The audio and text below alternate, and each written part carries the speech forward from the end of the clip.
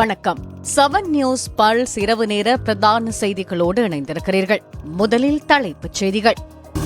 சாதாரண தர பரீட்சை மாணவர்களுக்கான விசேட அறிவிப்பு. 1 கோடி பெறுமதியான ஸ்மார்ட் போன்கள் உள்ளிட்ட பொருட்கள் பறிமுதல்.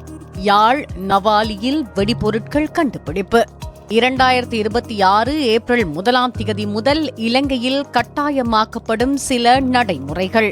மானிப்பாய் போலீஸ் பிரிவுக்குட்பட்ட நவாலி வடக்கு நாச்சிமார் கோவில் வீதியில் உள்ள காணியொன்றிலிருந்து வெடிபொருட்கள் நேற்றிரவு கண்டுபிடிக்கப்பட்டுள்ளன. காணியொன்றை பண்படுத்திய போதே மேற்படி வெடிபொருட்கள் கண்டுபிடிக்கப்பட்டுள்ளன. குறித்த தகவல் மானிப்பாய் போலீசாருக்கு வழங்கப்பட்டதை அடுத்து மானிப்பாய் போலீசார் மற்றும் விசேட அதிரடி படையினர் குறித்த காணியில் பாதுகாப்பு கடமையில் ஈடுபட்டுள்ளனர். இன்றைய தினம் மெல்லாகம் நீதவான் நீதிமன்றத்தின் அனுமதியுடன் குறித்த வெடிபொருட்கள் விசேட அதிரடி படையினரால் அகற்றப்பட்டுள்ளதாக போலீசார் தகவல் தெரிவித்துள்ளனர். சம்பவம் தொடர்பான மேலதிக விசாரணைகளை மானிப்பாய் போலீசார் மேற்கொண்டு வருகின்றனர்.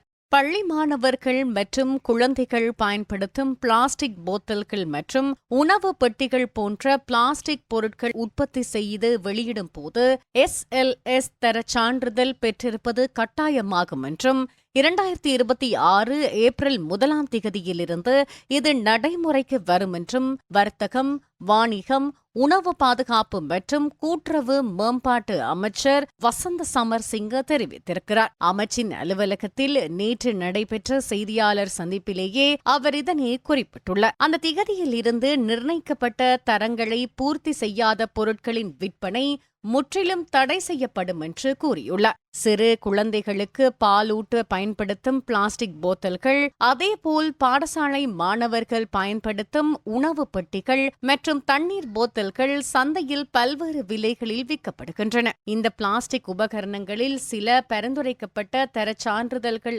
அல்லது அவை பயன்பாட்டுக்கு ஏற்றவை என்பதை குறிக்கும் எந்த அடையாளமும் இல்லை.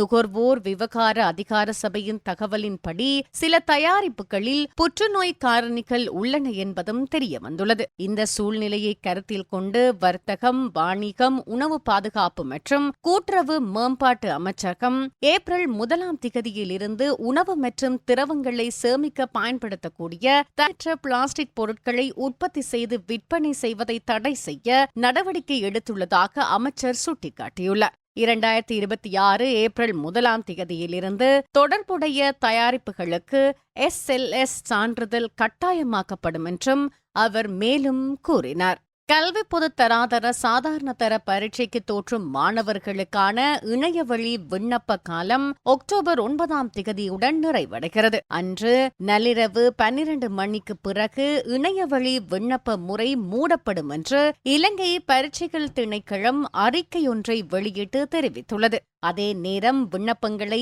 ஏற்றுக்கொள்வதற்கான இறுதி திகதி எந்த காரணத்திற்காகவும் நீடிக்கப்படாது என்றும் இறுதி திகதிக்கு முன்னர் விண்ணப்பங்களை சமர்ப்பிப்பது கட்டாயம் என்றும் அந்த அறிக்கையில் குறிப்பிடப்பட்டுள்ளது. எதிர்வரும் சாதாரண தர பரீட்சைக்கான விண்ணப்பங்கள் செப்டம்பர் 18 முதல் இணையவழி ஊடாக ஏற்றுக்கொள்ளப்பட்டு வருகின்றன. இது தொடர்பாக ஏதேனும் வினவ வேண்டுமானால் பின்வரும் தொலைபேசி இலக்கங்களுடன் தொடர்பு கொள்ளலாம். 112 784208 அல்லது 0112 784537 அல்லது 0112 785922 என்ற தொலைபேசி எண்களே அவை. அத்துடன் 0112 784422 என்ற தொலைநகல் எண் அல்லது gceolexam@gmail.com என்ற மின்னஞ்சல் முகவரி மூலமாகவும் வினவ முடியும் என்று பரீட்சைகள் திணைக்களம் மேலும் தெரிவித்துள்ளது. கட்டுநாயக்க விமான நிலையத்தின் வழியாக சுங்க வரி செலுத்தாமல் சட்டவிரோதமாக கொண்டு சென்றதாக கூறப்படும் 1 கோடி ரூபாவிற்கும் அதிக பெறுமதியான கையடக்க தொலைபேசிகள், வாசனை திரவியங்கள் உள்ளிட்ட பொருட்களுடன் 4 பேரை மாளிகாவத்தை போலீசார் கைது செய்துள்ளனர். கைது செய்யப்பட்ட சந்தேக நபர்களில் 2 பெண்களும் பொருட்களும் அடங்குவதாக போலீசார் தெரிவிக்கின்றனர். சந்தேக நபர்களிடம் இருந்து 26 ஸ்மார்ட் போன்கள், 10 ஐபோட்ஸ், 10 டேப்ஸ், 3 மடிக்கணினிகள் மற்றும் பல்வேறு வகையான வாசனை திரவியங்கள், கிரீம்கள் ஆகியவை கைப்பற்றப்பட்டுள்ளன. மாளிகாவத்தை போலீஸ் நிலைய பொறுப்பதிகாரி பிரதான போலீஸ் பரிசோதகர் DPS கல்யாணதுங்கவுக்கு கிடைத்த தகவலின்படி மாளிகாவத்தை ரம்யா பகுதியில் நடத்தப்பட்ட சோதனையின் போது ஒரு வீட்டிலிருந்து இந்த பொருட்கள் கண்டுபிடிக்கப்பட்டுள்ளன. கடந்த 30ஆம் திகதி துபாய்க்கு சென்ற சந்தேக நபர்கள் நேற்று நாடு திரும்பிய போது இந்த பொருட்களை சட்டவிரோதமாக நாட்டிற்கு கொண்டு வந்துள்ளதாக தெரிவிக்கப்படுகிறது. கைது செய்யப்பட்ட சந்தேக நபர்கள் மாளிகாவத்தை மற்றும் கொச்சிக்கடை பகுதிகளை சேர்ந்தவர்கள் என தெரிவிக்கப்படுகிறது. சம்பவம் தொடர்பில் மாளிகாவத்தை போலீசார் மேலதிக விசாரணைகளை மேற்கொண்டு வருகின்றனர். 2024 LPL கிரிக்கெட் தொடரில் ஆட்ட நிர்ணயம் செய்த சம்பவம் தொடர்பாக கைது செய்யப்பட்டு பிணையில் விடுவிக்கப்பட்ட